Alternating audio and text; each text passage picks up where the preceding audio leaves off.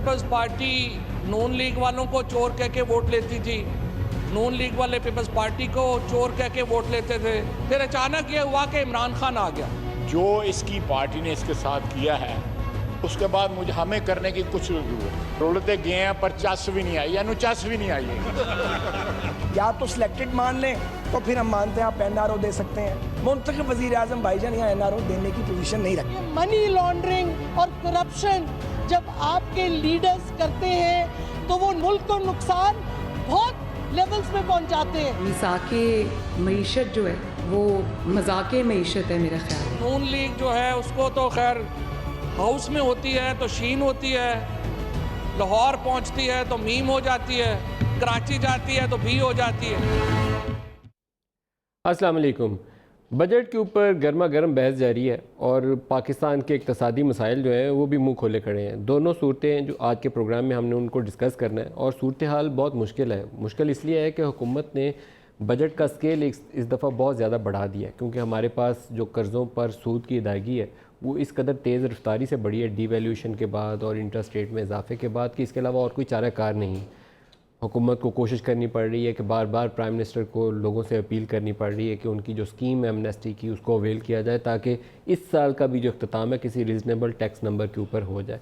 लेकिन जो दादोशुमार आ रहे हैं ताज़ा तरीन, मैंने पिछले कुछ प्रोग्राम पहले आपको एक्सपोर्ट्स के और इन्वेस्टमेंट्स के नंबर्स बताए थे कि पाकिस्तान से डिवैल्यूएशन मैसिवली डिवैल्यूएशन के बावजूद एक्सपोर्ट बढ़ी नहीं है बल्कि नेगेटिव जोन में है। इसी तरीके से जो फॉरेन डायरेक्ट इन्वेस्टमेंट है वो गिर के आधी रह चुकी है।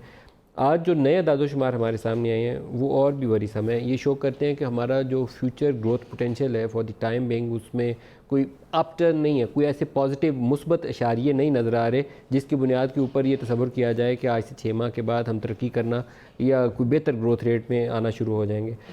इंडस्ट्रियल सेक्टर के अंदर दो तरह से नंबर को मेजर किया जाता है। एक लार्ज स्केल मैन्युफैक्चरिंग सेक्टर है जिसमें बड़ी सनतें आ जाती हैं, उसमें टेक्सटाइल शामिल है, पेट्रोलियम सेक्टर शामिल है, ऑटोमोबाइल शामिल है, शायद शुगर इंडस्ट्री को भी इसी में मेजर किया जाता है। और दूसरा स्मॉल स्केल इंडस्ट्रीज़ हैं और उसकी आमतौर पर बहुत अच्छी साइंटिफिक सर्वे नहीं होती लेकिन उसको एक एस्टिमेटेड नंबर के तौर पर हर दफ़ा जीडीपी में हम शामिल करते हैं। ये लार्ज स्केल मैन्युफैक्चरिंग वाला काफ़ी एक्यूरेट नंबर होता है और जीडीपी के अंदर ही कंट्रीब्यूट भी करता है और टैक्सेस में भी कंट्रीब्यूशन आम तौर पर अगर मेजर देखा जाए पोर्शन मैन्युफैक्चरिंग सेक्टर के अंदर तो लार्ज स्केल मैन्युफैक्चरिंग की आती है।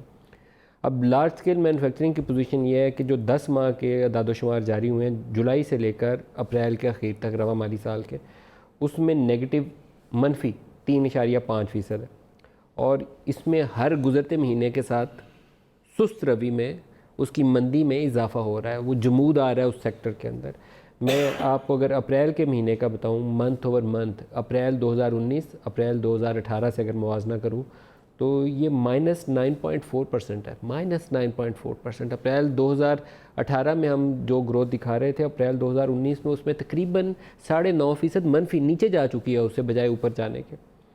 तो it's a very serious matter. ये 7.76% है year on year April over April, और मार्च से कंपैरिजन करें, मार्च पिछले महीना जो गुजरा है मार्च से अप्रैल का मुआवजा करें तो फिर 9.4% नेगेटिव है।